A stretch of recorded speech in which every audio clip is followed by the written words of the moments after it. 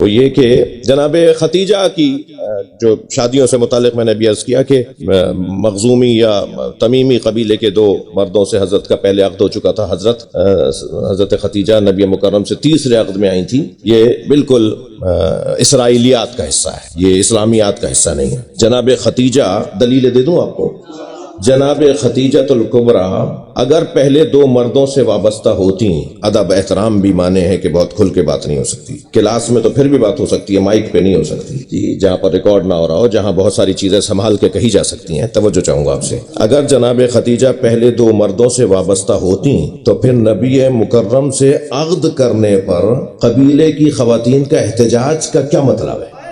تم نے تو پہلے بھی عرابیوں سے شادی کی تھی، ایک اور یتیم سے کر لی۔ نبی مکرم سے عقد کرنے پر قبیلے کی خواتین کا احتجاج کرنا بتا رہا ہے کہ بڑے بڑے سرداروں کو لوٹانے والی یتیم سے شادی کر رہی ہے، سرداروں کو لوٹاتی رہی۔ سب سے بڑا دکھ ہی یہ تھا، ایک صلوات پڑھ لیں محمد و آل محمد۔ ایک سبب بتا رہا ہوں، ایک سبب،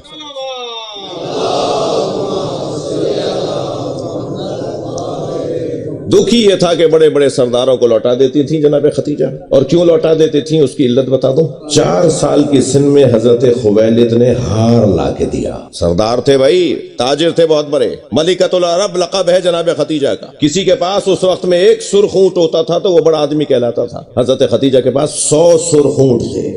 آج کی مہنگی گاڑی تصور میں لائیں، میں ممبر سے گاڑیوں کا نام نہیں لے سکتا، اس کمپنی کی تبلیغ ہو جائے گی۔ آپ تصور میں لائیں بڑی مہنگی گاڑیاں، ٹھیک ہے، اس وقت کی بڑی مہنگی گاڑی سرخ اونٹ ہوتا تھا، قیمتی اونٹ ہوتا تھا وہ۔ جناب ختیجہ کے پاس 1 2 4 نہیں تھے، 100 تھے۔ اتنی بڑی مالکہ ملیکہ بی بی فیصلے کرتی تھی تاجروں کے، فیصلے کرتی تھی تاجروں کے۔ ایک باریک سا پردہ آویزہ کر دیتے تھے۔ بازار عکاظ جب لگتا تھا، تجارت کی جب منڈی لگتی تھی مکے کے اندر، مکے کے اطراف کے اندر، تو جناب ختیجہ سے ملنے کے بعد مارکیٹ کے ریٹ اور اصول طے ہوتے تھے۔ ایک باریک سا پردہ آویزہ ہوتا تھا، بی بی کی کرسی لگی ہوئی ہوتی تھی۔ پوری دنیا کے تاجر اس وقت میں ہندوستان سے، یعنی ہمارے اس خطے سے بھی تاجر جاتے تھے، اور وہ بی بی کا انتظار کرتے تھے کہ سیدہ جو بھی اس سال کا طے کریں گی کہ اصول کیا ہوں گے تجارت کے، وہی اصول تجارت اس سال کی منڈی میں حاکم ہوں گے۔ جناب ختیجہ صدارت کرتی تھیں تاجروں کی۔ آج کی زبان میں بولوں گا تو شاید کسی کو بہت اچھا نہیں لگے جی، یہ جو آپ کے یہاں ایوان صنعت و تجارت کی جو ریاست ہوتی ہے نا، وہ اس وقت کی تصور کریں آپ۔ اور پھر بی بی جو طے ہو جاتی کرتی تھی وہی ہوتا تھا، ملکۃ العرب بی بی۔ جناب ختیجہ کو ان کے والد نے 4 یا 5 سال کا، 3 سے 5 سال کا سن لکھا ہے، ان کے والد خویلد نے ہار لا کے دیا۔ بی بی وہ ہار گلے میں، بابا نے ہار ڈالا، بیٹیوں کے ساتھ باپ کا بڑا تعلق ہوتا ہے۔ حضرت خویلد نے اپنی بچی کو ہار دیا۔ دوسرے دن دیکھا کہ گلے میں ہار نہیں ہے، دوسرے دن دیکھا کہ گلے میں ہار نہیں ہے، تو بی بی سے ان کے والد نے پوچھا کہ بیٹا میں نے تمہیں ہار پہنایا تھا، وہ کہاں گیا؟ تو فرمایا بابا وہ فلاں قبیلے کی ایک بچی ہے جو میری سہیلی ہے، اس کا نام سلمہ ہے، وہ میرا ہار دیکھ دیکھ کر کہہ رہی تھی میرے بابا تو اتنا ہار نہیں لا سکتے، تو میں نے اپنا ہار اتار کے اسے دے دیا۔ یہ جو ہار جناب ختیجہ نے 4 سال کی عمر میں اپنی ایک سہیلی کو، سلمہ کو دے دیا تھا نا، اس ہار کی وجہ سے پروردگار عالم نے نبی سے فرمایا، جب جناب ختیجہ نبی کی عقد میں آئی، فرمایا ختیجہ کو میری جانب سے پیغام دو کہ اللہ نے جنت میں موتیوں کا محل بنایا ہے۔ ختیجہ کے لیے جنت میں اللہ نے موتیوں کا محل بنایا ہے، یہ اس ہار کے بدلے میں۔ سہیلیاں جمع ہو گئیں، کیوں کسی اور سے عقد نہیں کیا جناب ختیجہ نے، اور صرف نبی مکرم کا انتظار کر رہی ہیں، ڈھونڈ رہی ہیں۔ یہ جو ڈھونڈ رہی ہیں نا، یہ کہیں انہیں دکھایا گیا ہے کہ کسے ڈھونڈ رہا ہے، وہ عرض کرنے کی کوشش کر رہا ہوں۔ 3 یا 4 سال کا سن ہے جناب ختیجہ کا، اپنی سہیلیوں کے ساتھ کھیل رہی ہیں۔ کھیل کھیل میں سہیلیوں نے کہا کہ چلو لات و حبل و عزا کو سلامی کرنے چلیں، چڑھاوا چڑھانے چلیں، سلام کرنے چلیں۔ تو آپ اپنی سہیلیوں کے ساتھ 2 قدم آگے بڑھی تھیں کہ بی بی کے کان میں آواز آئی، خبردار تم بتوں کی پوجا کے لیے نہیں ہو۔ بی بی کہتی ہیں کہ میں رک گئی، پھر میری سہیلیوں نے آواز دی، میں ان کی وجہ سے ایک اور قدم آگے لے کے بڑھی تو پھر میرے کان میں آواز آئی، تمہیں تو کسی اور کے لیے ذخیرہ کیا گیا ہے۔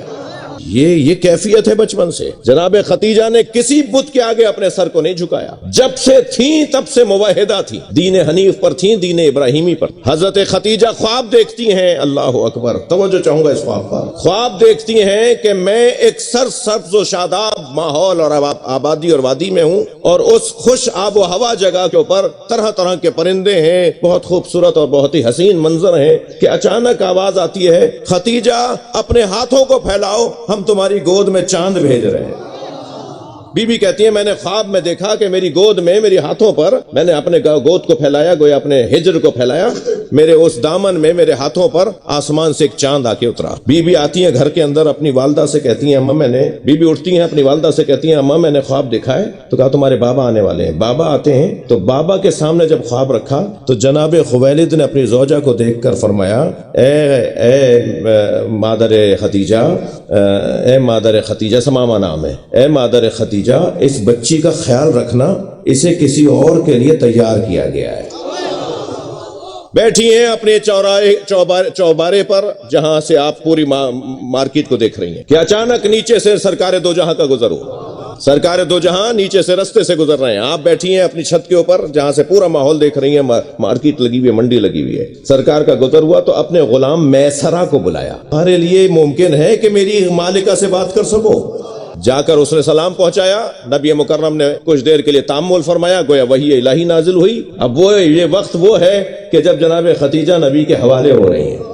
سرکار پر وحی نازل ہوئی کہ جاؤ، جو یہ بی بی آپ کو بلا رہی ہے اس کے پاس جاؤ. سرکار کے ساتھ آپ کے ایک اور صحابی محترم ہے جو بعد میں صحابی ہوئے ہیں، یعنی اعلان نبوت کے بعد صحابی بے عنوان مسلمان ہوئے. آپ کے ساتھ وہ آپ کے دوست تشریف فرما ہوئے. جناب ختیجہ نے فرمایا کہ میں آپ کے حلیے سے اور چال سے یہ جان سکتی ہوں کہ اللہ نے آپ کو زیرکی اور سمجھداری عطا کی ہے.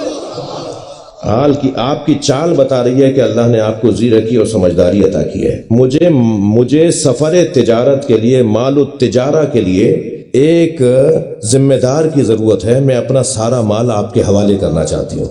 میں بی بی سے ہاتھ جوڑ کر کہوں گا پہلی ملاقات میں ہی سب کچھ دے دیا.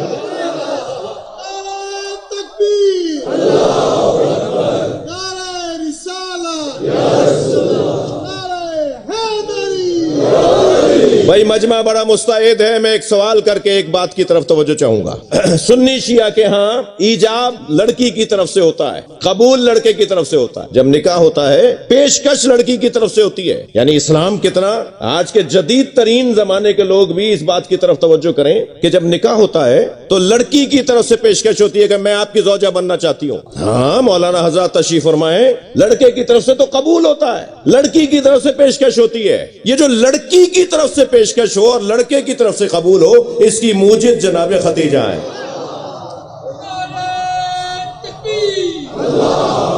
سبحان اللہ.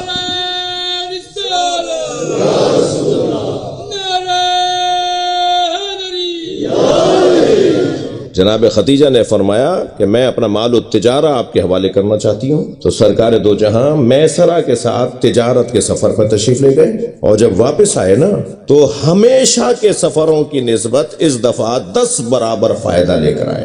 کوئی اونٹ مرا ہوا، کوئی اونٹ بیمار نہیں آیا، کوئی اونٹ مرا نہیں. ہوتا یہ تھا حضرت ختیجہ کے اس سفر تجارت میں مثلا 200 اونٹ سامان لے کر جا رہے ہیں، تو جب واپس آتے تھی سواریاں تو اس میں سے 5-10 کم ہو گئے، فلاں کم ہو گئے تو فلاں 2 خرید لیے گئے تھے رستے میں، اور لاغر اور ناتوان سواریاں لوٹ رہی ہوتی تھیں. مگر جب سرکار واپس آئے تو سارے جانور بھی موجود تھے، اور جتنے تھے وہ سب صحت مند تھے، اور تجارت کا فائدہ بھی 10 برابر زیادہ ہوا. تو حضرت ختیجہ نے اپنے غلام میسرہ سے کہا کہ میسرہ مجھے ذرا احوال تجارت تو سناؤ. کبھی بھی یہ تو جہاں سے گزرتا تھا وہاں شادابی آ جاتی تھی.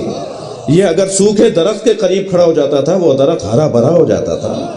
بی بی یہ جو کسی جانور کی طرف دیکھ لیتا تھا تو وہ صحت مند ہو جاتا تھا. یہ تو رستے میں لوگوں کو شفا دیتا ہوا جا رہا تھا. اس نے تو وہاں پہنچنے کے بعد، یہ نبی کی تعریفیں کر رہا ہے، اس نے تو وہاں پہنچنے کے بعد جو پہلا اصول دیا وہ یہ کہ صبح پہلے وقت مارکیٹ لگے گی اور غروب سے پہلے مارکیٹ بند ہو جائے گی. اور خبردار کوئی اگر اپنے مال کی تعریف کر رہا ہو تو اس کی مارکیٹ میں سے دخالت کو ختم کر دیا جائے. خریدار دیکھے مال کو، بیچنے والا مال کی تعریف نہ کرے۔ ہمارے یہاں کیا ہوتا ہے، دکاندار تعریفوں پہ تعریفیں کر رہا ہوتا ہے، یہ ایسا ہے، یہ ایسا ہے۔ یہ سرکار دو جہاں کو پسند نہیں تھا کہ تم اپنے مال کی تعریف کرو۔ سرکار فرماتے ہیں سامنے رکھ دو، کتنا اچھا اصول ہے۔ اور پھر کہا کہ اس تجارت میں جتنا ہم نے فائدہ اٹھایا ہے، کبھی ہم نے تجارت میں اتنا فائدہ نہیں اٹھایا۔ تو جناب ختیجہ نے اپنی سہیلیوں سے کہا ان کے گھر جا کے پیغام دو، میں ان سے شادی کرنا چاہتی ہوں۔ اور پھر حضرت ابو طالب رشتہ لے کر آئے اور حضرت ابو طالب نے نکاح پڑھایا۔ میں سردار صاحب کے اس سوال پر کہ حضرت ابو طالب کے لیے جو رائے ہے نا لوگوں کی،